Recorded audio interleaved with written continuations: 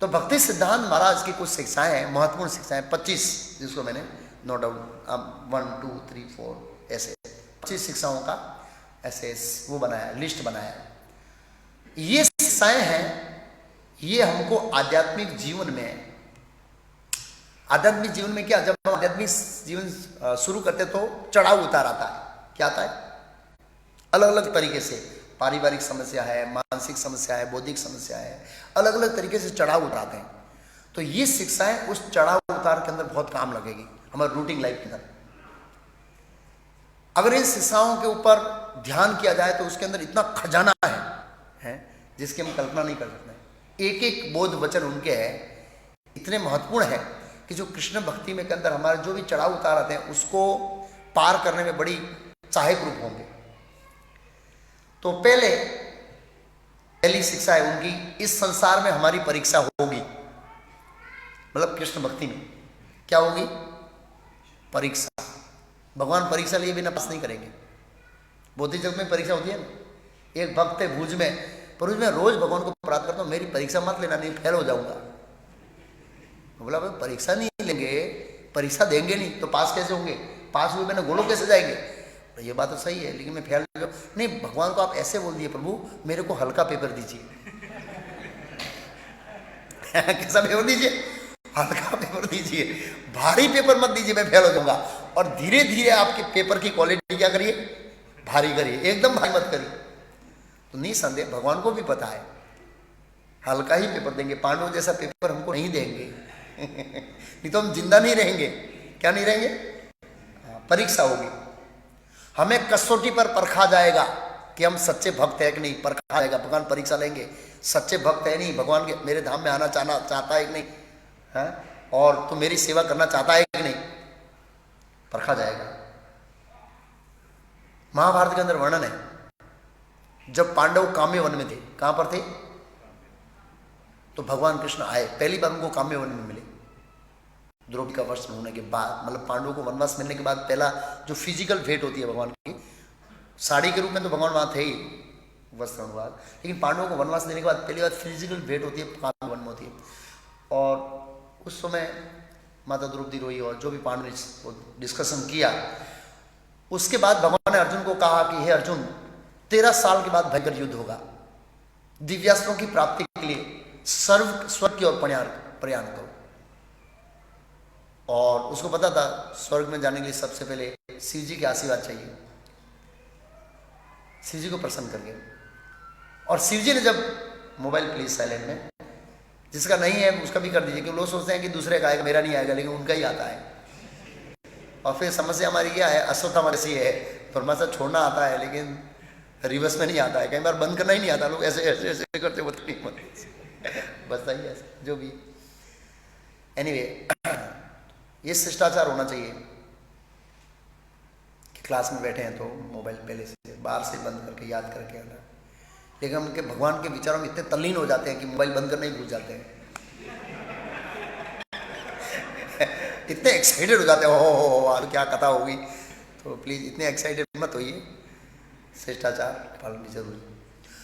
तो भगवान ने कहा स्वर्ग की ओर प्रयाण करो, सभी देवताओं से आशीर्वाद ब्रह्मास्त्र, उसका उपयोग हो ना हो वो दूसरी बात है, लेकिन हमारा दिव्यास्त्र चाहिए, क्योंकि भीष्म देव के पास दिव्यास्त्र है, द्रोणाचार्य के पास दिव्यास्त्र है, कर्ण के पास दिव्यास्त्र है, इसलिए हमको चाहिए।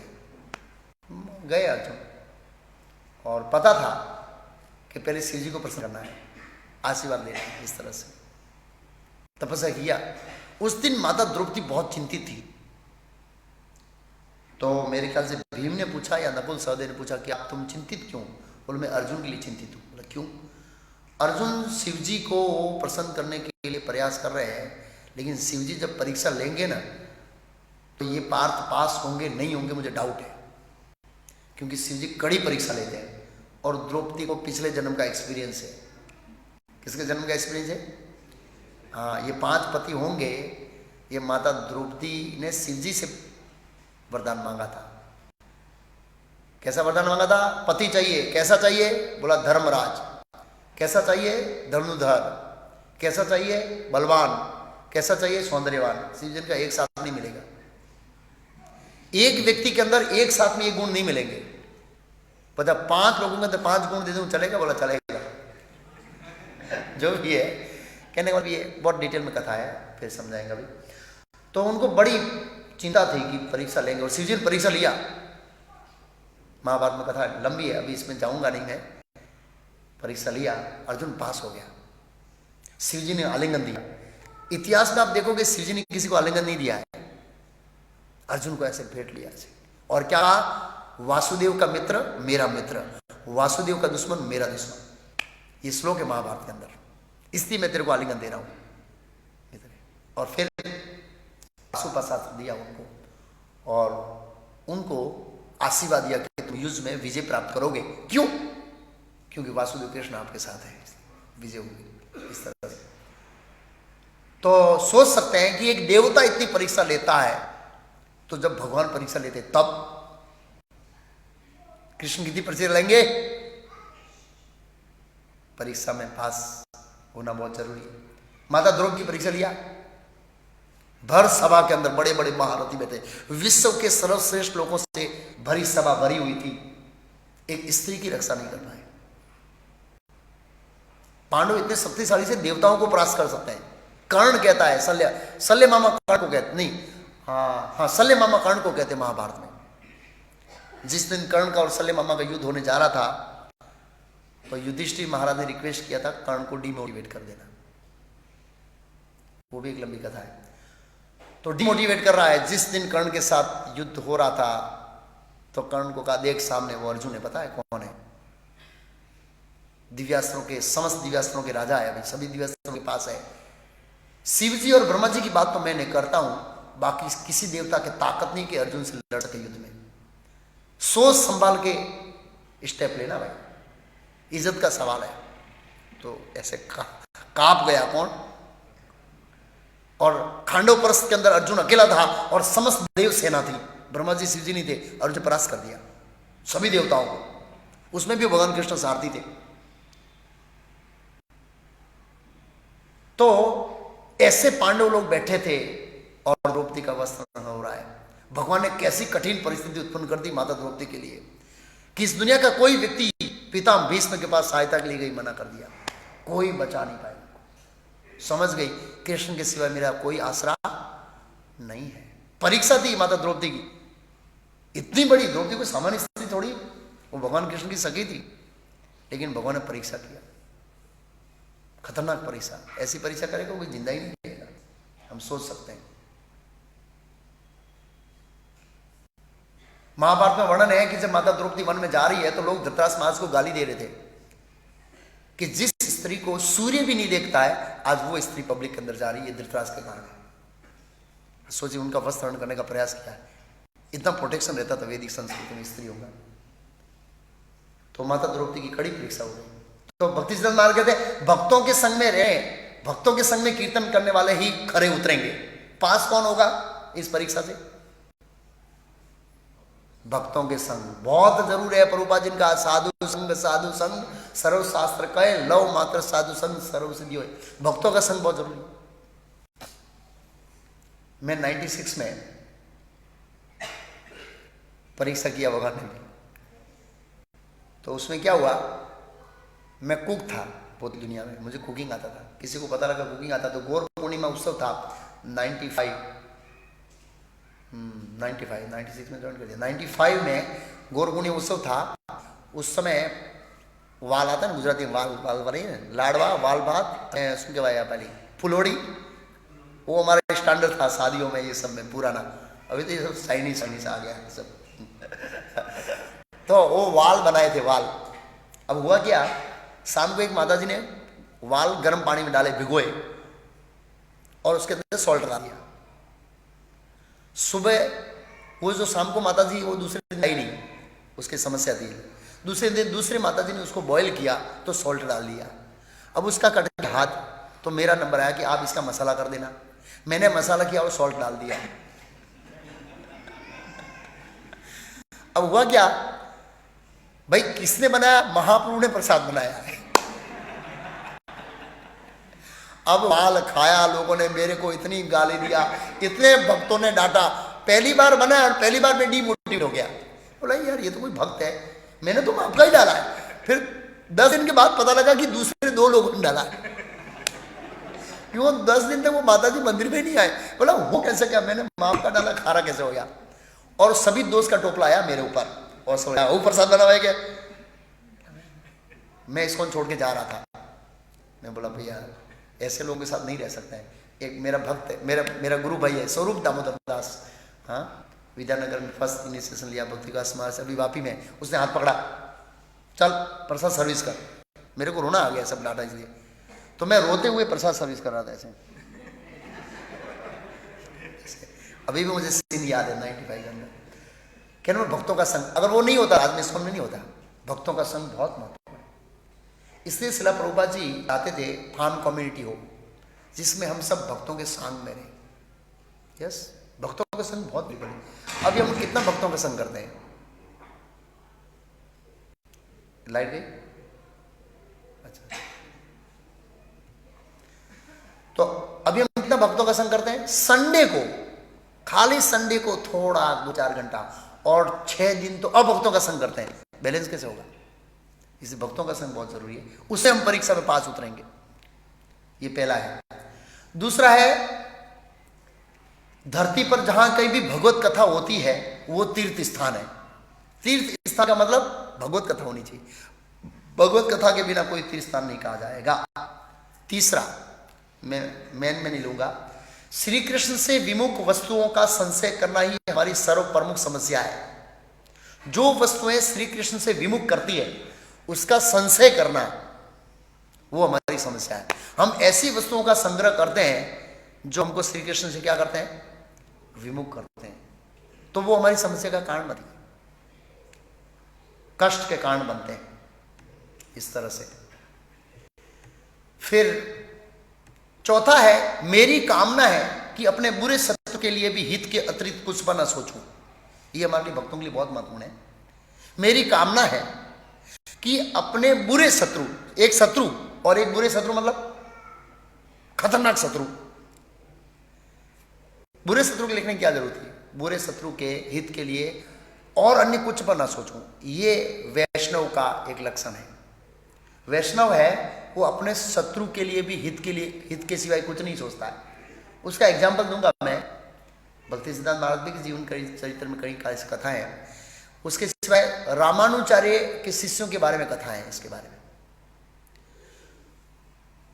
साउथ इंडिया में जिस समय रामानुचार्य प्रचार करते उस समय राजा जो थे वो शिव के भक्त थे और ब्राह्मण ज्यादा विष्णु के भक्त थे। ऐसा ट्रेड था।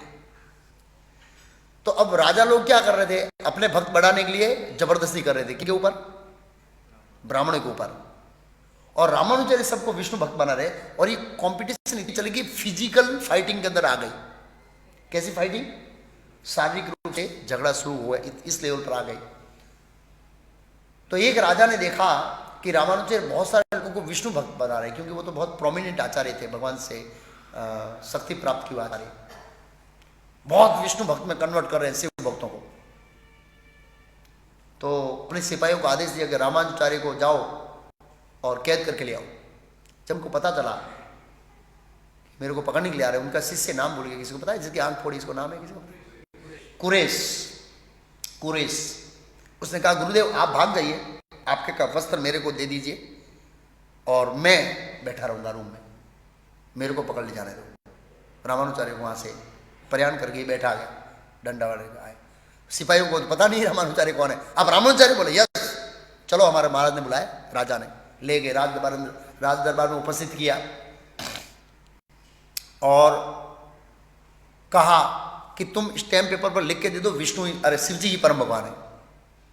क्या बोला, बोला नहीं दूंगा, अगर तुम नहीं देगा तो मैं तेरी आंख फोड़ दूंगा। बोला फोड़ दे। हम होते तो क्या करते, अरे हमको पता है ना विष्णु भगवान है, लिख के देने में क्या प्रॉब्लम है, मेरी आंख तो बच जाएगी। बराबर नहीं लिख के दिया, उसने आंख फोड़ दी, फट दो फोड़ दी। और बाद में क्या बोला उस कुरेश ने, पता है, आभार, अब आप जैसे दुष्ट लोगों का मैं दर्शन करूंगा, देखूंगा नहीं। चला गया। थोड़े दिन के बाद रामानुचार्य मिले, कुरेश को बोला जाओ भगवान श्रीरंगम वरदान देना चाहते हैं।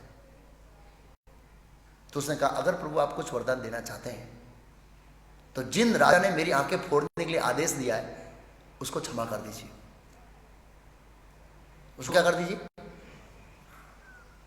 ये वैष्णव का गुण है। हम उसकी जवाब क्या मांगते? उसकी आंखें फोड़ दो। मेरी आंखें फोड़ दी ना, मैं वैष्णव हूं, बहुत बड़ा वैष्णव। नहीं, रियली। तो उसकी आंखें नहीं आई। तो रामानुजाचार्य देखा श्रीरंगम भगवान ने वरदान नहीं दिया।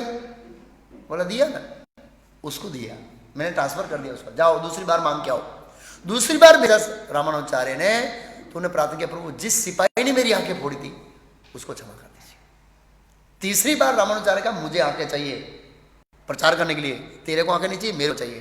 तब भगवान को कहा अगर मेरे गुरुदेव को आंखें चाहिए तो मेरी आंखें दे दीजिए। तब उन्हें आंखें लिया। इतने महान होते हैं वैष्णवाचार्य। तो भक्ति सिद्धांत महाराज कहते हैं कि मैं अपने शत्रु, बुरे शत्रु के हित के अतिरिक्त सोचूं नहीं, उसकी कामना करता हूं कि उसका कल्याण हो। ये एक बहुत अच्छा वैष्णव के अंदर गुण होना चाहिए। और हम क्या करते हैं, कभी फीस होती है प्रसाद सर्व करते हैं, रसगुल्ला बड़ा है, बड़ा अच्छा लगता है, 2 दे दो। नहीं प्रभु लिमिटेड है। लिमिटेड है क्या समझता है? मैं हूं सीएम दास, अरे मेरे को दे। अब तू प्रसाद देने बैठेगा ना, मैं सर्विस करूंगा तब देखना, एक भी नहीं दूंगा तेरे को। कहना बोला भाई हम इतने छोटे छोटे चीजों से क्या हो जाते हैं, प्रभावित हो जाते हैं। और हमारे महान आचार्यों का चरित्र देखिए, जिन्हें आंखें फोड़ दी उनको भी क्षमा करने लिए भगवान को प्रार्थना कर रहा है। बहुत ऊंचा। 5वां गुण है जैसे जैसे शारीरिक सुख भोग की इच्छा बढ़ती है वैसे वैसे भगवत भावना घटती है।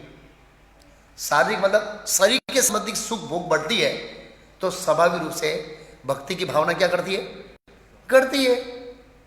ऐसा होता है, हम देखा गया है। जब शारीरिक सुख भोग बढ़ाते हैं तो भक्ति करने का समय मिलता नहीं है। उसका आगे समझेंगे। 6ठा है भगवत कृपा प्राप्त व्यक्ति का मार्ग कांटों से भरा हुआ होता है। किसका भरा हुआ होता है?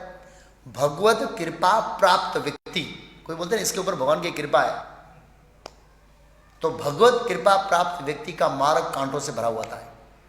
आप रामाचार्य का जीवन चरित्र देखिए, मध्वाचार्य का जीवन चरित्र देखिए, प्रभुपाद जी का जीवन चरित्र देखिए, भक्ति सिद्धांत महाराज का जीवन चरित्र देखिए।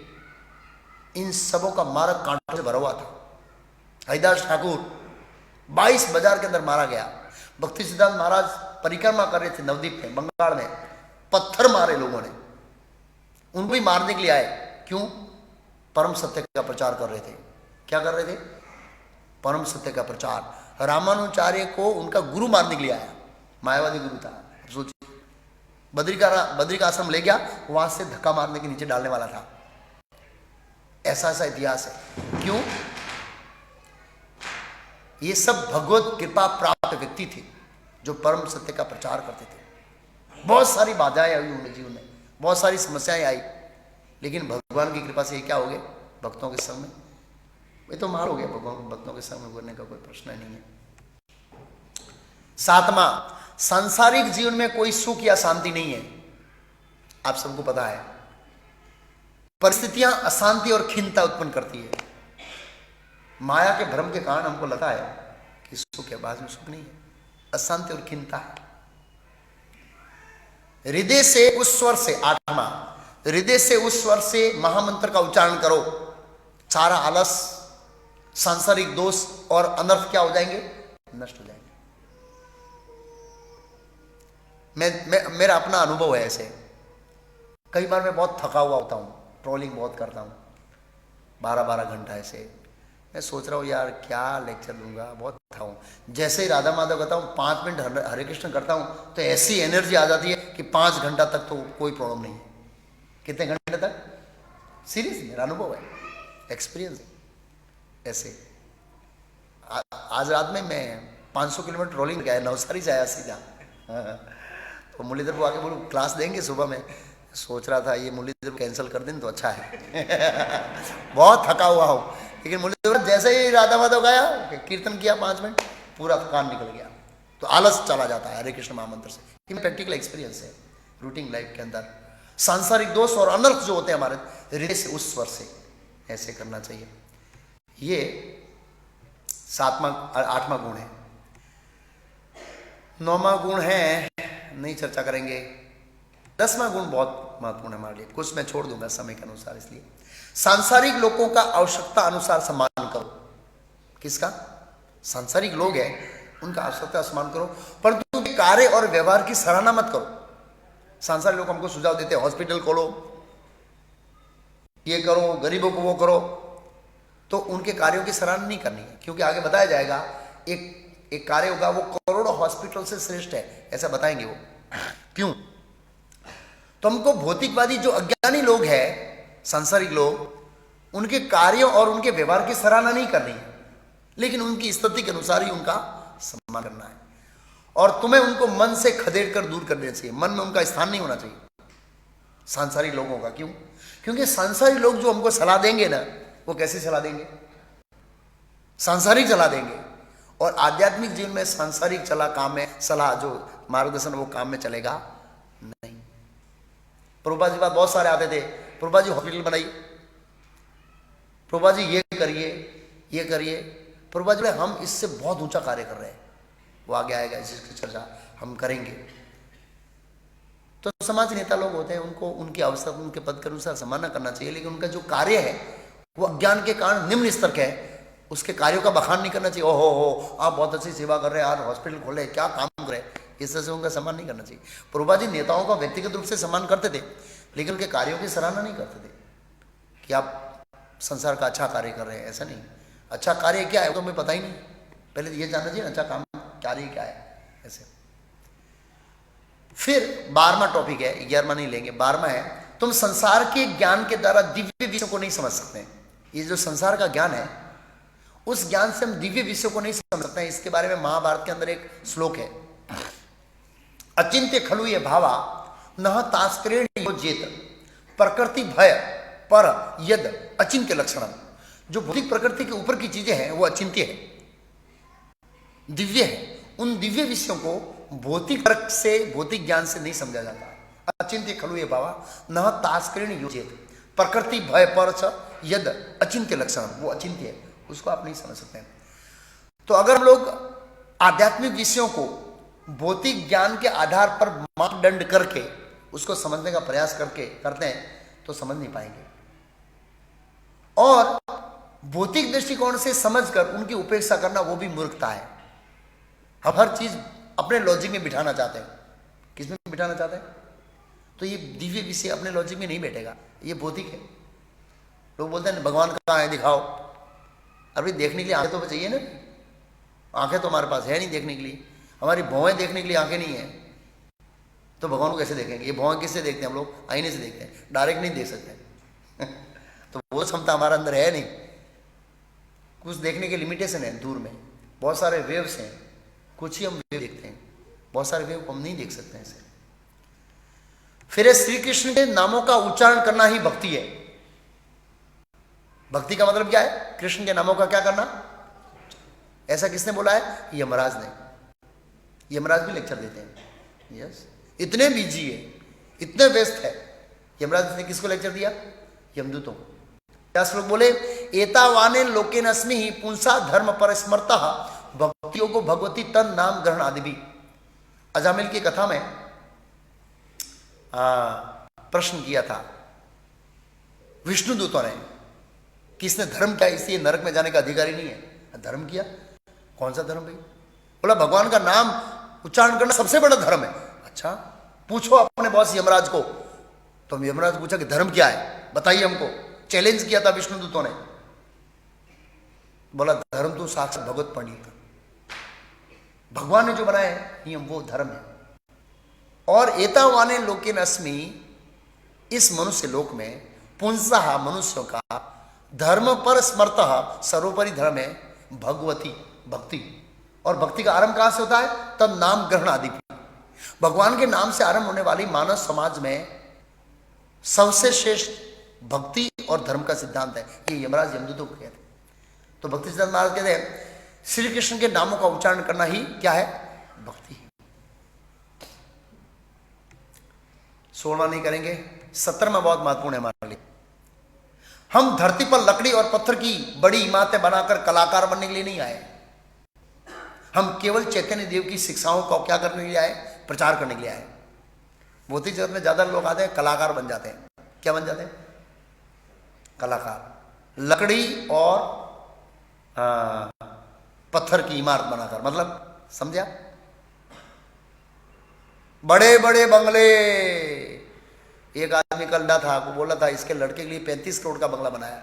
वो शिवालिक फार्मा है ना, उस कंपनी का मालिक ने दिल्ली के अंदर 35 करोड़ का मकान बनाया। कितने करोड़ का? अपने लड़के के लिए 35 करोड़। तो कई बार भक्त लोग भी ऐसे फंस जाते हैं। एक भक्त तो मिला, मैं सूरत गया था, तो राधेश प्रभु ने कंप्लेन किया, प्रभु ये बहुत कम आ रहे हैं। उसकी उम्र मेरे ख्याल से 46, 47, 48 हो गई। बोला क्यों प्रभु, आज दिखाई नहीं देते हैं? क्या करूं प्रभु, लोन ले लिया है। क्यों? बोला 70 लाख का बंगला बनाया। प्रभु ये 48 हो गया है, अब 2 साल बाद रिटायर्ड होना है। बोला 10 साल की लोन ले लिया है। कितने साल की लोन? बोले रिटायर्ड कब हो गया? बोला 58 में। वजन कम करेंगे? पता नहीं। मैंने बोला प्रभुपाद जी ने धृतराज गृह त्याग के अंदर ये कहा है कि व्यक्ति को कम से कम लास्ट के जो 10 साल है ना, फुल टाइम सेवा निकालना चाहिए, ताकि सांसारिक जो दोस्त था वो क्या कर जाए, निकल जाए। अंतिम 10 साल। अब अंतिम 10 साल का काउंटिंग कहां से करेंगे? हर व्यक्ति सोचता मैं 80 साल जीऊंगा तो 70 में रिटायर होऊंगा। कोई सोचता मैं 90 साल जीऊंगा तो 80 में रिटायर होऊंगा। लेकिन गारंटी क्या है? ये कोरोना काल में किसी की गारंटी नहीं है। कोरोना पूरी तरह से गया नहीं है, वापस आ रहा है। जो भी है, तो क्या का मतलब है कि इस, और दूसरा उनकी एक ही लड़की है, लड़का भी नहीं है। तो मतलब पूरी 70 लाख का बंगला करोगे क्या भाई? उसमें रहोगे कितना दिन? लोन पूरी करते करते तो आयु से भी पूरा हो जाएगा। 25 साल में लोन रखी होती, अच्छी बात है। तुम्हारी उम्र 25 होती और तुम 30-70 लाख की लोन लेते तो बड़ी अच्छी बात है। रिलायंस में जॉब करते हैं वो, वहां हाजिरा में। 50 साल की उम्र में भी भक्त लोग बड़े बड़े बंगलों के लिए लोन लेके बैठ जाते हैं। जीवन का उद्धार कैसे करेंगे? तो इसलिए कहते हैं कि हम धरती पर लकड़ी और पत्थर की बड़ी इमारतें बनाकर कलाकार बनने के लिए नहीं आए। हम चैतन्य देव शिक्षाओं को प्रसारित करने के लिए आए। इस जन समाज सफरिंग कर रहा है, लोग सफरिंग कर रहे हैं, आत्महत्या कर रहे हैं, मर रहे हैं, नरक में जा रहे हैं। इनको बचाने के लिए हम लोग आए। इसलिए हमारा जीवन समर्पित होना चाहिए इनको प्रचार करने के लिए। ये एक शिक्षा है। 19वां मैं छोड़ रहा हूं 20 में। जीवों की विकृत इच्छाओं को परिवर्तित करना परम दयालु व्यक्तियों का सर्वप्रथम कर्तव्य है। हमारी जो अभी इच्छा है ना, वो विकृत इच्छा है। उस विकृत इच्छाओं को परिवर्तित करना परम दयालु व्यक्तियों का परम कर्तव्य है। एक व्यक्ति को भी माया से, चंगुल से छुड़ाना दया का सर्वोच्च कार्य है, और वह असंख्य हॉस्पिटल खोलने से कहीं अधिक श्रेष्ठ है। क्या बताए? एक जीव को माया के चंगुल से छुड़ाना, जन्म मृत्यु जरा व्याधि से। मैं सोच रहा था एक दिन कि मैंने भौतिक जगत में कितने जन्म लिए महाप्रभु। मैंने सोचा है करोड़ों जन्म लिए मैंने। कितने जन्म लिए?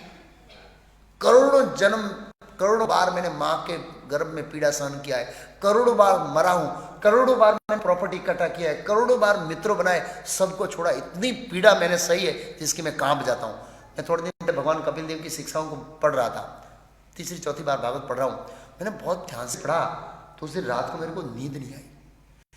मैं नींद इसलिए नहीं आई कि इस भौतिक जगत में जीव इतना कष्ट भुगतता है जिसकी कोई कल्पना नहीं कर सकता। कपिल देव भगवान है, माता के गर्भ धारण करता है, जब से लेकर वो जन्म लेता है, फिर मरता है, यमलोक में जाता है, सजा काटता है, फिर दूसरा शरीर मिलता है, तब तक की जीवन की दशा का वर्णन किया है। वो सुन के रोंगटे खड़े हो गए, पढ़ के आंख से आंसू आने लगे कि जीव कितनी कष्ट भुगतता है, और फिर भी हमारी आंख खुलती नहीं है कि हम इतने कष्ट भुगत रहे हैं। तो मुझे एक उदाहरण याद आया कि अगर हम भौतिक जगत में इच्छा करते हैं, क्या करते हैं? वो इच्छाओं की पूर्ति होने में समय लग जाता है। एक एग्जांपल देता हूं, वामन भगवान का अवतार कौन से मन मंत्र में हुआ? 6ठे मन मंत्र में। कौन से मन मंत्र में? और कृष्ण भगवान का अवतार 7वें मन मंत्र में आया।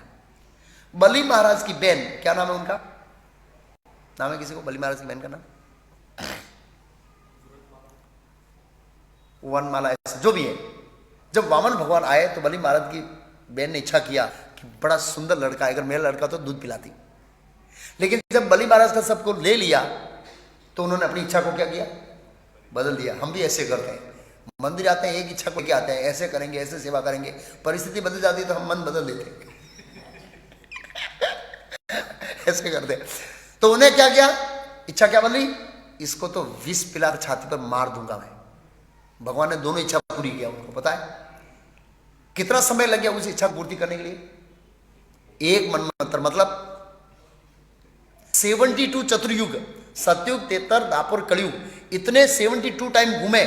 इतने समय तक पूतना को इस भौतिक जगत में रहना पड़ा और जन्म लेना पड़ा। ऐसा नहीं वो कहीं बैठ गई है और जैसे ब्रह्म ज्योति के अंदर प्रकाश पुंज एक आत्मा के रूप में बैठ जाती है, ऐसे बैठी नहीं। जन्म कितना दुख भोगा, 72 चतुर्युग, कलयुग अम्बर 4,32,000, त्रेता युग 8,64,000, सॉरी द्वापर युग 8,64,000 और 12,96,000 और उसका भी 17,96,000 समथिंग। एक युग में इतने जन्म और 72 कितने जन्म, कितना पुत्र का कष्ट भोगा था एक इच्छा के कारण।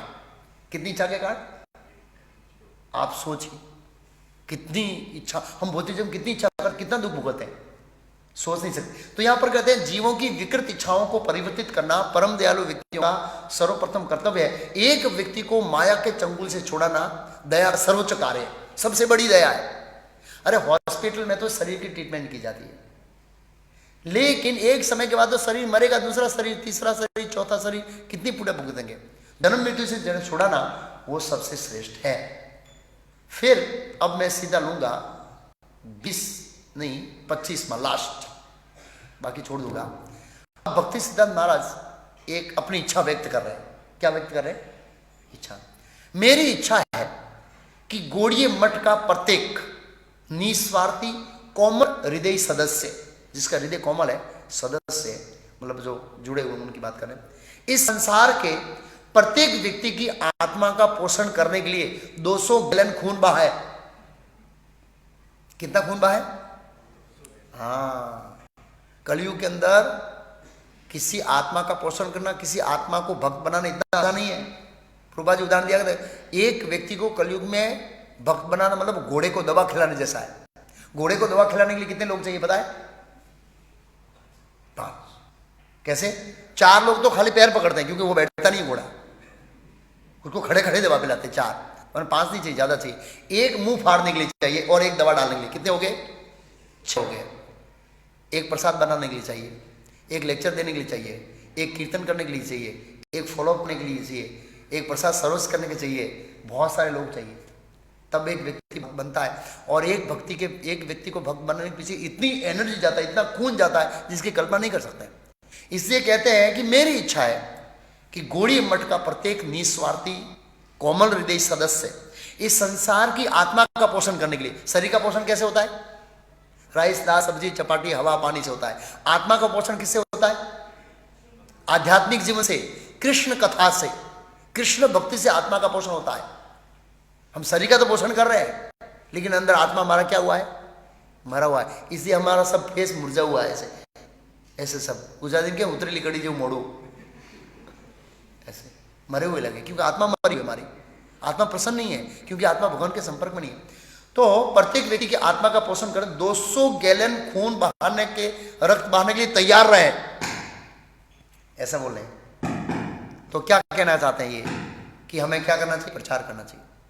और हमने ये खून बहाया कब, दिसंबर में मैराथन में।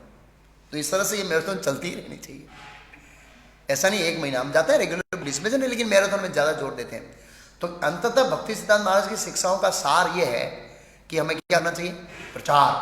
और प्रभु वचन का प्रचार करने का सबसे तरीका क्या है, पुस्तक वितरण। लोगों के पास ये पुस्तकें जाएगी, गीता का ज्ञान जाएगा, तो उनका जीवन निसंदेह से क्या होगा, परिवर्तित होगा, निसंदेह परिवर्तित होगा, क्योंकि पुस्तकों के अंदर इतना पावर है। तो इस तरह से भक्ति सिद्धांत महाराज ने कई सारी शिक्षाएं दी है, जो हमारे आध्यात्मिक जीवन में आगे बढ़ने के लिए क्या हो सकती है, सहायक हो सकती है।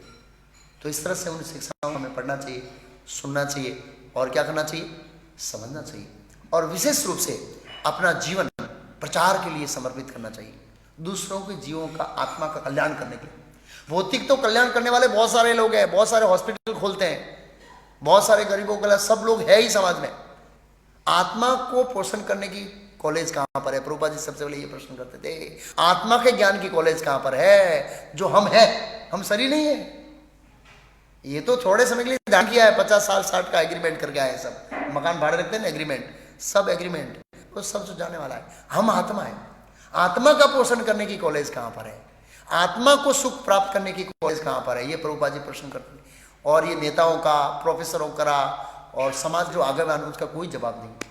इसलिए समाज सफरिंग कर रहा है, आत्मा के ज्ञान का उपेक्षा कर रहा है। इसलिए ऋषिदेव भगवान कहते हैं, पराभाव अबोध जाता है न जिज्ञासितम आत्मा तत्व। जो आत्मा तत्व की जिज्ञासा नहीं करता है, उसके हाथ में जीवन में पराजय आती है। क्या आती है? पराजय।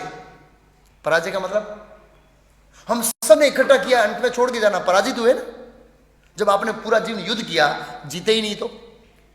पूरा जीवन युद्ध किया, संघर्ष किया, प्रॉपर्टी, परिवार सब इकट्ठा किया, बसाया, और लास्ट में मृत्यु के समय क्या करना है? छोड़ देना। पराभाव अबोध जात। अबोध में जो अज्ञानी है वो पराभाव को प्राप्त होते हैं। इसलिए हम दिन प्रतिदिन पराजित होते जा रहे हैं मृत्यु के सामने, और अच्छे अच्छे लोग मृत्यु के सामने घुटने ठोक देते। इसलिए जो कृष्ण भावनामृत है, ये अमर बनाने की प्रोसेस है। अमर क्या बनाने की प्रोसेस है? अमर। ये अमरता का मार्ग है। तो इसलिए इसको ग्रहण करना चाहिए, और जो लोग ग्रहण कर लिया है वो दूसरों को यथाशक्ति बताना चाहिए। और इस प्रकार ये एक सम्मेलन भक्तों का उत्सव रखा है कि बहुत सारे भक्तों ने ये गीता मैराथन के दरमियान बहुत सारी मेहनत की है, संघर्ष किया है, प्रचार किया। विशेषकर गृहस्थ लोग जो अपना कीमती समय निकाल कर आए, तो उनका सम्मान करने के लिए ये प्रोग्राम का आयोजन किया है। तो मैं प्रभुपाद जी को प्रार्थना करता हूँ कि जिन भक्तों ने अपनी कड़ी मेहनत से गीता वितरण करने के लिए सहयोग दिया है, उनके ऊपर प्रभुपाद जी कृपा करेंगे। वो तो मेरे बिना प्रार्थना किए ही करेंगे, क्योंकि प्रभुपाद जी स्वाभाविक रूप से सबके ऊपर प्रार्थना कृपा बरसाते हैं। और भगवान भी भगवद गीता में कहा, जो गीता का प्रचार करता है मुझे प्रिय है, इससे उनका भी आशीर्वाद हमको मिलेगा। हरे कृष्ण। अभी